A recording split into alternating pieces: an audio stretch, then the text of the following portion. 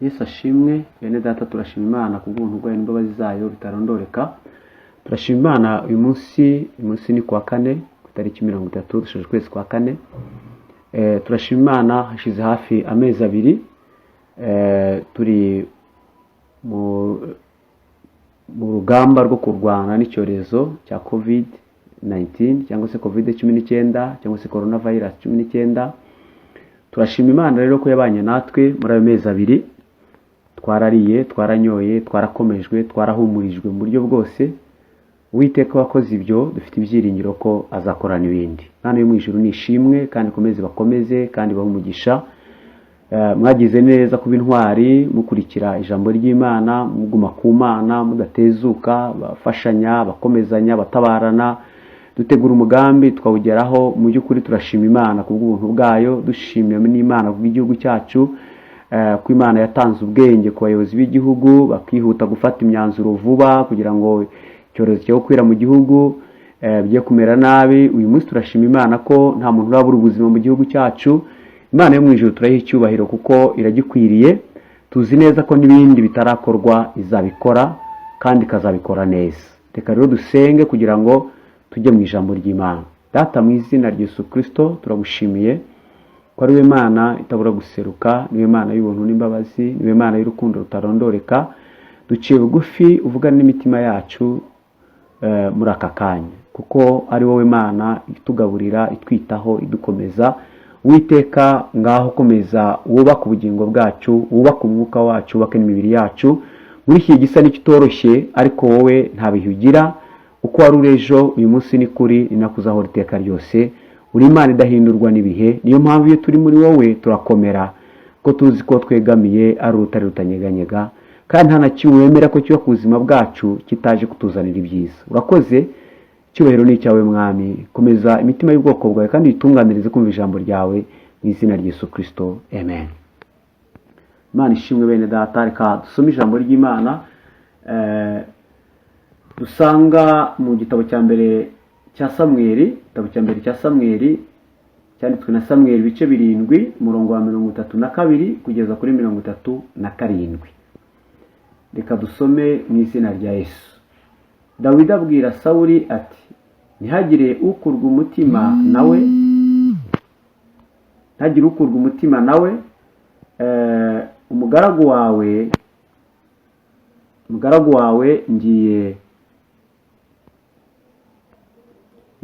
ngiye kurwana n'uwo Mufilisitiya. Sawuli asubiza Dawidi ati, ntiwashobora gutera uwo Mufilisitiya ngo umurwanye, kuko ukiri umusore w'umugenda, kandi we ni umugabo wamenyereye kurwana uhereye mu busore bwe. Dawidi asubiza Sawuli ati, umugaragu wawe naragiraga intama za data, iyo zaterwaga n'intare cyangwa idubu zigakura umwana w'intama umukumbi, narahubukaga nkayikubita nkayiyambura mu kanwa kayo, yamvumbukana nkayicakira akananwa, nkayivutagura nkayica. Nuko ubwo umugaragu wawe yishe intare n'idubu, uwo Mufilisitiya utakebwe azapfa nk'imwe muri zo, kuko yasuzuguye ingabo z'Imana ihoraho. Dawidi arongera aravuga ati, Uwiteka wandokoye mu nzara z'intare n'idubu azankiza no mu maboko y'uwo Mufilisitiya. Nuko Sawuli abwira Dawidi ati, ngaho genda, Uwiteka abane nawe, amen. Dusome n'andi magambo dusanga muri Matayo 6 umurongo 23 kugeza kuri 25, 22 kugeza kuri 25. Matayo 6 umurongo 22 kugeza kuri 25. Haravuga ngo, itabaza ry'umubiri ni ijisho. Ijisho ryawe nirireba neza, umubiri wawe wose uba ufite umucyo, ariko niriba ribi, umubiri wawe wose uba ufite umwijima. Nuko umucyo ukurimo n'umwijima, mbega uwo mwijima uko uba ari mwinshi. Ntawukeza abami babiri, kuko yakwanga umwe agakunda undi, cyangwa yaguma kuri umwe agasuzugura undi. Ntimubasha gukorera Imana n'ubutunzi. Nicyo gituma mbabwira nti, ntimukiganyire ngo mutekereze iby'ubugingo muti tuzanywa iki, tuzarya iki, cyangwa muti tuzanywa iki, kandi ntimwiganyire ngo mutekereze iby'umubiri ngo tuzambara iki. Mbese ubugingo ntiburuta ibyo kurya, umubiri nturuta imyambaro. Dukomeze dusoreze ku ijambo twasomye ubushize mu Maheburayo, twasomye ubushize riri mu Maheburayo 13 murongo wa 5 n'uwa 6 ndetse n'uwa 8. Ntimukagire ingeso zo gukunda impiya, ahubwo mujye munyurwa n'ibyo mufite, kuko ubwayo yavuze iti sinzagusiga na hato kandi ntabwo nzaguhana na hato. Nicyo gituma tuvuga dushize ubwoba tuti Uwiteka ni umutabazi wanjye, sinzatinya umuntu yabasha kuntwara iki. Murongo wa 8. Yesu Kristo uko yari ari ejo n'uyu munsi niko ari kandi niko azahora iteka ryose. Amen. Bene data, turashima Imana kubw'ubuntu bwayo. Uyu munsi mu by'ukuri isi ihangayikishijwe n'ingaruka za coronavirus kuruta coronavirus ubwayo, kuko mu by'ukuri umwanzi iyo yamaze kugeramo ukamupangira indwara, icyorezo cyaradutse kirapangirwa, uburyo yakurikiranwa burategurwa, inkingo zirimo gushakishwa, umuti urimo gushakishwa, mu minsi mike rwose biraba birangiye. Ariko igikomeye abantu barimo guprojecta, barimo kureba mu gihe kiri imbere, ni ubukene n'inzara n'ihungabana ry'ubukungu n'ibitekerezo by'abantu, ku buryo isi izafata indi mibereho mishya itandukanye n'iyo yari isanzwemo. Ariko uyu munsi ndagira ngo uvuge aya magambo mu mutima wawe, kandi unayabwire n'umuntu muri kumwe, avuga gutya ngo nanone ntacyo nzaba. Umutwe w'ijambo uyu munsi uravuga ngo nanone ntacyo nzaba. Ubushiye twabonye umutwe w'ijambo uvuga ngo ntacyo nzaba kuko Uwiteka atazansiga, Uwiteka atazampana, Uwiteka ari umutabazi wanjye kandi ari umwungeri wanjye. Uyu munsi ndavuga rero ngo nanone twongeye tuvuge ngo nanone ntacyo nzaba. Ibi niba birangiye nkaba ntacyo mbaye, nanone ntacyo nzaba. Reka dufate urugero rutoya. Ubu mu by'ukuri isi n'ibihangayikishijwe n'ingaruka za COVID-19 cyangwa za coronavirus. Umuntu yavuga gutya ngo iyo umuntu ahangayikishijwe n'icyo azarya, azanywa, azambara, nuko aba yizeye ubuzima. Hatinde neza uhatekereze mwene data. Iyo umuntu ahangayikishijwe n'uko azarya, n'uko azambara, n'uko azanywa, n'uko azabaho n'ibizamutunga, nuko bafite icyizere cy'ubuzima. Naho udafite icyizere cy'ubuzima arabanza akarwana n'ubuzima, yamara kubona ubuzima akabona kurwana n'uko azabaho. Uyu munsi niba isi itangiye guhangayikishwa n'uko izamera nyuma y'icyorezo cya corona, bivuze ko icyorezo cya corona cyamaze kurangira ubwacyo. Mu bitekerezo by'abantu cyamaze kurangira, mu myumvire cyamaze kurangira, mu byiringiro cyamaze kurangira. Niba rero uyu munsi turokotse corona, kuko mu by'ukuri turayirokoka ko byagenda kose, Imana yakoze ibyahise ntaho yagiye irahari. Iyo turokoye corona iraduha icyizere uyu munsi ko izaturokora n'ingaruka za corona, kuko idahinduka. Umurimo yatangiye muri twe izawurangiza rwose. Amen. Mwene data, ndakubwira ngo humura. Imana yagutunze uri mu nzu, ikakurinda kino cyorezo cyica nabi cyahitanye amahanga ataramwe, ikakurinda ku giti cyawe, ikaturinda nk'abanyarwanda. Uyu munsi twa turi bazima, turya, tunywa mu buryo bugoranye, ariko turiho. Uko byagenda kose uriho. Niba uriho ukaba wumva aya magambo, ukaba wizera Imana, komera. Watura amagambo uvuge ngo nanone ntacyo nzaba, nanone ntacyo nzaba. Wongere uvuge ngo nanone ntacyo nzaba, kuko ntacyo nabaye, iyandinze singira icyomba, iracyahari ntaho yagiye, izabana nanjye. Kuko mu by'ukuri dore ibintu biteganijwe mu gihe kiri imbere kandi bikomeye. Cyambere, ubukene bukomeye, abakozi benshi bazagabanywa mu kazi, imirimo izagabanuka, nyir'inzu aguhagarara hejuru akwishyuza inzu, amafaranga y'inzu. Uwagufashaga avuga ngo uri mu rugo ntukora, azabaza ko wagiye ku kazi, ubwo bufasha ntabwo uzongera kubona. Mbese mu by'ukuri hari ikintu kiri imbere gitegerejwe, kitazwi kandi gikomeye. Ariko uyu munsi mwene data, ndagutegura uyu munsi nkubwira ngo jyanira ijambo mu mutima wawe, urigumane kandi uzarigumane, rivuga ngo nanone ntacyo nzaba. Iyandinze ibyahise, nanone ntacyo nzaba. Nanone ntacyo nzaba, kuko n'ubu ntacyo nabaye. Niba ntacyo nakoze ngo ne kugira icyomba, icyatumye mbicyo ndicyo ari Uwiteka umutabazi wanjye, kandi akaba adahinduka uko yari ari ejo, uyu munsi ariko ari kandi ariko azahora, kandi akaba yaratangiye umurimo mwiza muri jye atazahagarika. Mfite ibyiringiro bituma natura uyu munsi ntanyeganyega, nta bwoba mfite nshize amanga, mvuga ngo Uwiteka niwe mutabazi wanjye, sinzatinya. Inzara yabasha kuntwara iki? Ubukungu bwahungabanye bwabasha kuntwara iki? Kuko umucunguzi wanjye ntabwo ahungabanywa n'ubukungu. Isi niba yuzuye nibye, ntabwo ajya ahinduka. Haleluya. Mwene data, nagira ngo uyu munsi watureye amagambo mu kanwa uvuga ngo ntacyo nzaba. Dawidi, turasubira ku mugabo witwa Dawidi. Dawidi asanze ikigeragezo gikomeye mu gihugu cya Isiraheli. Yegera Sawuli umwami, aramubwira ati abwira Sawuli ati ntihagire ukurwa umutima nawe, baravuga Umufilisitiya, umugaragu wawe ngiye kurwana n'uwo Mufilisitiya. Mu by'ukuri Sawuli yaramubwiye kandi amubwira ikintu kiri logiko. Uyu munsi umuntu wakubwira ko ubukungu bugiye guhungabana, uyu munsi wakubwira ko umuntu wakora izo analize, arakora ibintu biri byo, ntumuhakanye, arakora ibiri byo, ariko nawe ufite icyo wamubwira kiri cyo. Haleluya. Ufite ubuhamya bwawe. Uyu munsi ubuhamya bwawe bwaho Imana yagukuye, bw'uko Imana mwagendanye ikakugaburira utakoze, ikakurinda mu buryo butandukanye, ikagutungura, ikakwitaho mu buryo udatekereje. Uyu munsi nawe ufite icyo ubitse, nawe wabwira umuntu, nawe ukubwira ibiri byo, bikubwira ibidashoboka. Sawuli yabwira Dawidi ati ntiwashobora gutera Umufilisitiya ngo murwanye, kuko ukiri umusore w'umugenda, kandi we ni umugabo wamenyereye kurwana uhereye mu busore bwe.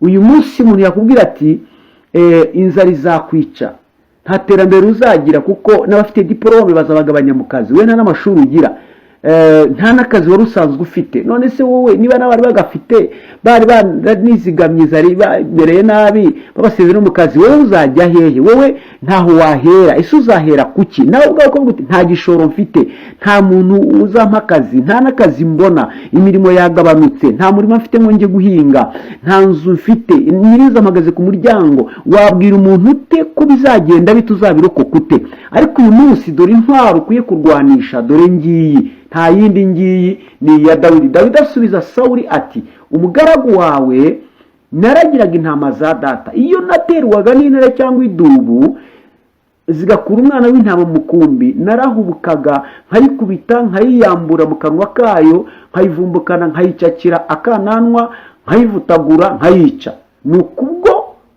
Nukubwo umugaragu wawe yishe intare n'idubu, uwo Mufilisitiya utakibwa azapfa nk'imwe muri zo, kuko yasuzuguye ingabo z'Uwiteka Imana ihoraho.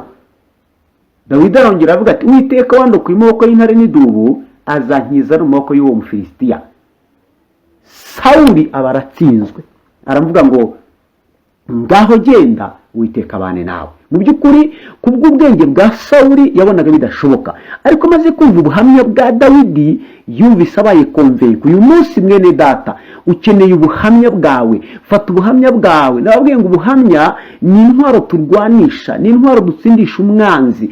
Ubuhamya ni umwihariko wawe, uko wagendanye n'Imana ni umwihariko wawe. Sura wongere uvuge amagambo mu mutima wawe no mu kanwa kawe, uyu munsi n'ejo hazaza, n'ejo bundi ibihe byawe byose, uvuge ngo nanone ntacyo nzaba. Niba usimbutse igitambutse kiri imbere ntacyo kigutwara. Niyo mpamvu ijambo ryatubwiye muri Matayo, Yesu yaravuze ngo ijisho ryawe yaravuze ngo itabaza ry'umubiri ni ijisho. 22 ibice 6 bya Matayo. Itabaza ry'umuntu ni ijisho, cyangwa se itara ry'umuntu ni ijisho. Ijisho ryawe nirireba neza, umubiri wawe wose uba ufite umucyo. mbese mu yandi magambo niwitegereza ubuzima bwawe ukabona imirimo y'Imana mu buzima bwawe, ukabona ko ubeshejweho n'Imana mu buzima bwawe, ukareba ubuhamya bwaho wavuye n'aho ugeze ko ari ikiganza cy'Uhoraho, ukareba uburyo Imana yakugaburiye ndetse no muri ibihe bya korona udakora wicaye mu rugo Imana ikakwitaho, uyu munsi ukaba usa naho nta cyabaye. Nureba neza ukitegereza neza, itegereze neza, shishoza neza, nureba neza ubuzima bwawe bwose buzuzura umucyo. Ijisho ryawe nireba neza, ntabwo ari amaso y'umubiri, ni amaso y'ibitekerezo, ni amaso y'ubwenge Imana yaguhaye. Shishoza, usaba Umwuka Wera kuyobore, uraza kubona amateka yawe, ubonemo ikiganza cy'Imana, ubonemo kubaho kw'Imana, ubonemo imirimo y'Imana. Nurangiza abaturaye amagambo ngo ntacyo nabaye, nanone ntacyo nzaba. Haleluya! Nanone ntacyo nzaba, ntacyo nzaba. Iyakoze biriya ntaho yagiye, n'ibindi zabikora. Uvuge ngo ntacyo nzaba. Ijisho ryawe rirasaba kwitegereza mwene data. Shishoza. Dawidi yaricaye ahuza ibintu, arimo abona Umufilisitiya yitotomba, yakanze ingabo za Isiraheli ziri mu myobo zihishe. Afata umwanya aratekereza Dawidi, asubiza amaso inyuma mu buzima bwe, asubiza amaso inyuma mu ntama, areba icuraburindi ryari mu ntama, areba igitero cy'intare, areba igitero cy'idubu. Nta muntu afite wo kumutabara, nta muntu afite wo kumurengera, ariko akiringira Uwiteka muri iyo ntambara y'ibisimba, akabirwanya, akabinesha, akabishwanyaguza mu mbaraga z'Uwiteka. Asubiza amaso inyuma, akurura intare ayikompara na Goliya, ayigereranya na Goliyati. Aravuga uko byagenda kose intare irusha imbaraga Goliyati, kandi itamurusha imbaraga, yanesheje intare nuko yarushaga intare imbaraga, ni nayo yarusha Goliyati imbaraga. Aravuga ngo si kubw'amaboko, si kubw'icumu, si kubw'inkota, ni kubw'Umwuka w'Uwiteka Nyiringabo. Uyu munsi ndakubwira mwene data, ubuzima bwawe bwubakiye ku kiganza cy'Uhoraho, bwubakiye ku migambi y'Imana mu buzima bwawe. Yatangiye umurimo mwiza mu buzima bwawe, ntizemera ko izina ryawe ritukwa. Hanyuma aravuga ngo ijisho ryawe rireba neza, ubuzima bwe bwose buzabaho neza. Uyu munsi wakuzura amahoro, wakuzura ibyishimo, wakuzura ibyiringiro, uramutse witegereje neza mu buzima bwawe, ukareba ikiganza cy'Imana, ukabona imirimo y'Imana. Washira ubwoba nka Dawidi, ukavuga ngo iyakoze biriya, iyangijije biriya, izankiza n'ibi ngibi, kandi mfite ubutsinzi kuko nabonye ubutsinzi, mfite igihamya cy'ubutsinzi kuko nabonye ubutsinzi. Uyu munsi hari ubutsinzi buri mu buzima bwawe mwene data. Subiza amaso inyuma witegereze, urabona ubwo butsinzi. Arakomeza aravuga ngo ariko niriba ribi, ijisho ryawe niriba ribi, umubiri wawe wose ufite umwijima.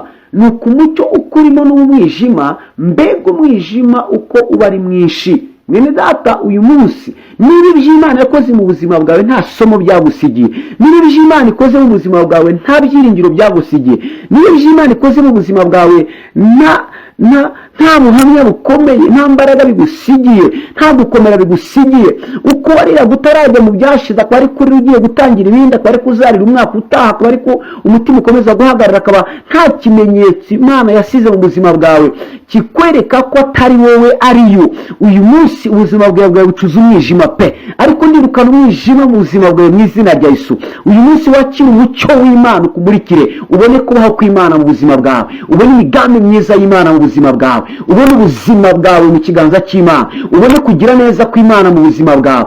Arakomeza aravuga ngo rero ntawe ukeza abami babiri, kuko yakwanga umwe agakunda undi, cyangwa akaguma kuri umwe agasuzugura undi. Aravuga ngo ntibasha gukorera Imana n'ubutunzi. Uyu munsi mwene data, ntabwo washyira ibyiringiro byawe ku mafaranga, ngo ushyire ibyiringiro byawe no ku Mana. Ntabwo washyira ibyiringiro byawe ku bukungu bw'isi, ngo ushyire ibyiringiro byawe no ku Mana. Uyu munsi sobanura ibintu, shishoza urebe niba ubeshejweho n'ubutunzi, wubake ku butunzi, ariko nubaka ku butunzi uzakorwa n'isoni. Cyangwa se shishoza urebe niba wubatse ku Uwiteka ari ukubeshejeho, uyu munsi wubake ku Uwiteka akubesheho mu izina rya Yesu. Ariko uyu munsi nabwira ngo shishoza neza, uraza kubona yuko ukwiye kuguma ku Uwiteka, uraza kubona ukwiye gukorera Uwiteka, kuko Uwiteka niwe uguha guhumeka no kubaho, niwe uguha byose. Arakomeza ku murongo wa 25 avuga ngo 25 wa Matayo 6 avuga ngo nicyo gitumye mbabwira nti ntimukiganyire ngo mutekereze ubugingo muti tuzarya iki, cyangwa muti tuzanywa iki. Ntimukiganyire ngo mutekereze iby'umubiri wanyu ngo tuzambara iki, mbese ubugingo ntiburuta ibyo kurya, umubiri nturuta imyambaro. Mbese niyo ari magambo Yesu avuga, wa muntu ufite kwizera guke we, Imana ko iguhaye ubugingo ikaba iguhaye umubiri, iyo Mana yakoze ibyo ntizakora n'ibindi. Uyu munsi ko ikurokoye korona, abantu ibihugu bikaba birimbutse, wa munyarwanda we, muvandimwe wanjye, ikaba Uwiteka Imana ikurinze, ikaba ikurokoye korona, ikaba igukijije, ikaba iguhaye ubuzima, ikaba iguhaye umubiri muzima, ikaba iguhaye ubugingo buzima, ikaba ikubeshejeho, ese izananirwa kuguha ibyo kurya byo kurya? Ese izananirwa kuguha ibyo kunywa? Ese izananirwa kuguha imyambaro yo kwambara? Oya, vuga ngo nanone no muri ibyo bihe nabyo ntacyo nzaba. Mu gihe cyo gutinya kubura ubuzima, Imana yampaye ubuzima. Hanyuma no mu gihe rero cyo gucunga ubuzima, nanone Imana izampa ibyo kubucungisha. Uvuge ngo nanone ntacyo nzaba. Haleluya. Komera mwene data kandi ushikame mu Mana. Imana niyo kwizerwa, reka kwiganyira. Shikama mu Uwiteka. Iyakoze biriya izakora n'ibindi. Hano hari ibintu nka bitanu ngira ngo mutekerezeho cyane. Icya mbere, Imana yaduhaye ubuzima, ntizatwima imyambaro n'ibyo kurya n'ibyo kunywa. Yaduhaye ubuzima, yaduhaye ubugingo, yaduhaye umubiri, ntabwo izatwima ibyo turya n'ibyo kunywa. Yaturokoye ibyashize, yatugaburiye mu gihe cyashize, yatwiteyo mu gihe cyashize, ntabwo igihinduka. Yabikora mu buryo bunyuranye, ikabikora mu bihe bitandukanye, ariko Imana yo ni ya yindi, ineza yayo ni ya yindi. Ineza yayo muri korona, ineza yayo mu ngaruka za korona, ineza yayo mu bihe korona itaraza, ineza yayo ni ineza yayo. Yigaragaza mu bihe byawe ucamo bitandukanye kandi mu buryo butandukanye, ariko ni Imana idahinduka kandi yitwa Imana ishobora byose. Ndabwira ngo yaguhaye ubuzima, ikaguha kuba ugihumeka, humura ukomere, izaguha n'ibyo gutungisha ubwo buzima, kuko ariyo kwizerwa. Icya kabiri, yatangiye umurimo mwiza mu buzima bwawe mwene data, izabusoza. Abafilipi 1:6 tuvuga ngo icyo nzi neza rwose ntashidikanya ni uko yatangiye umurimo mwiza muri mwe izawurangiza rwose kugeza ku munsi wa Kristo. Haleluya. Kuva muri ibi tuzawuvamo, ariko igihe tukiwurimo twiringira Uwiteka. Iyo Uwiteka umurimo mwiza yatangiye muri twe w'agakiza no kugendana natwe nk'abana bayo, izawurangiza nta kabuza. Ntabwo ari korona izawukoma imbere, ntabwo ari umuntu runaka uzawukoma imbere, si ubukene buzawukoma imbere, si uburwayi buzakoma imbere mu murimo wayo. Umurimo yatangiye muri twebwe izawurangiza nta kabuza. Icyo ni icya kabiri. Cya gatatu, ntizemera ko izina rye ritukwa. Uyu munsi nabwira ko witiriwe izina ry'Uwiteka. Wowe urimo kumva aya magambo mwene data, witiriwe izina ry'Uwiteka, si ku bwawe, ni ku bw'imbaraga z'Uwiteka. Aravuze ngo dore ndakutunganije ariko si nk'ifeza, nkugeragereje mu ruganda rwo kubabazwa. Ku bwanjye zabyikorera, nta cyatuma izina ryanjye ritukwa, kandi icyubahiro cyanjye sinzagiha undi. Haleluya. Imana izabikorera kugira ngo izina ryayo ryubahwe. Yaguhaye ubuzima, yaguhaye agakiza, yatangiye umurimo muri wowe. Uwo murimo ntizemera kutukwa, izakugaburira, izagucira inzira, izagutunga mu bushomeri. Wowe icyo usabwa ni kimwe gusa, izera Imana uyishingikirizeho, reka guhanga amaso ku mafaranga, itegereze neza, shishoza. Bavuga ngo ijisho ryawe nireba neza uzamenya ikikubeshejeho. Wubake ku Uwiteka kandi uyoborwe n'Uwiteka, kandi uzamenya ko iguhaye ubuzima izaguha ibindi byose, aho kugira ngo wiringire amafaranga, wiringire akazi, wiringire abantu, wiringire ibindi. Ibyo ni ukuyoba, ibyo ni ukugenda mu mwijima. Ni ukugenda mu mwijima, kuko nta muntu uguha kubaho no guhumeka, nta mafaranga aguha kubaho no guhumeka, nta cyaremwe cyose kiguha kubaho no guhumeka. Uwiteka niwe uguha kubaho no guhumeka, kandi niwe uguha n'ibigutunga n'ibindi byose. Niwe uguha amasezerano, niwe waguhaye agakiza, niwe waguhaye Yesu kugira ngo ubarirwe ibyaha, usabane nawe, ubone ku migisha yo mu ijuru. Imana iguha umugisha. Ntizemera ko izina rye ritukwa, izabikorera kugira ngo izina rye ryubahwe kandi icyubahiro cyo rizagihunda. Icya kane, Imana ntihinduka. Imana ntabwo igihinduka, ko yari reje uyu munsi ni kwiri. Ndavuga mu Baheburayo 13:5 kugeza ku 8, haravuga ngo ntimukagire ingeso zo gukunda impiya, ahubwo mujye munyurwa n'ibyo mufite, kuko ubwayo yavuze iti sinzagusiga na hato kandi ntabwo nzaguhana na hato. Nicyo gituma tuvuga dushize ubwoba tuti Uwiteka ni umutabazi wanjye, sinzatinya, umuntu yabasha kuntwara iki? Haleluya. umurongo wa 8 avuga ngo Yesu Kristo ko yari arejo uyu munsi niko ari ni nako azahora iteka ryose. Amen. Imana yawe wiringe ntigihinduka mwene data. Niyo mpamvu uyu munsi ngubwira aya magambo ngo ongera waturubwe ngo nanone ntacyo nzaba. Icya gatanu kidukomeza nuko Imana twizeye ishobora byose nta kibasha kurogoya imigambi yayo. Yobu yabivuze neza muri 42 aravuga murongo wa 2 aravuga ngo nzi yuko ushobora byose kandi nta kibasha kurogoya imigambi yawe yose. Amen. Mwene data nakubwira ngo nanone ntacyo uzaba, nanone ntacyo nzaba, kuko iyakoze biriya ntaho yagiye, uyu munsi iracyahari. Yaba ari muri bihe tukirimo, yaba ari hanyuma yabyo, yaba ari hanyuma y'ibiri hanyuma yabyo, Imana yacu ntigihinduka.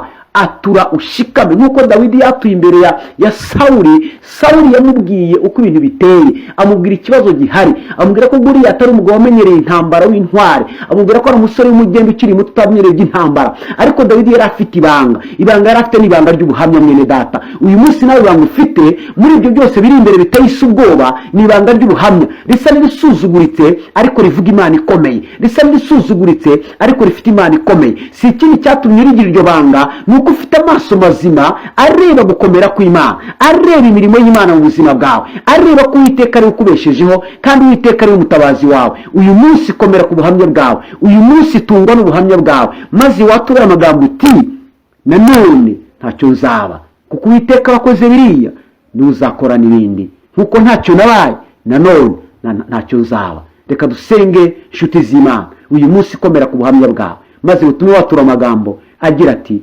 nanone ntacyo nzaba. Dawidi yatuye neza ahuhamya Sawuli. Sawuli avuga ngo genda Uwiteka abane nawe nkuko yabanye nawe. Uyu munsi nanjye nakubwira aya magambo ngo mwene data, Uwiteka abane nawe nkuko yabanye nawe.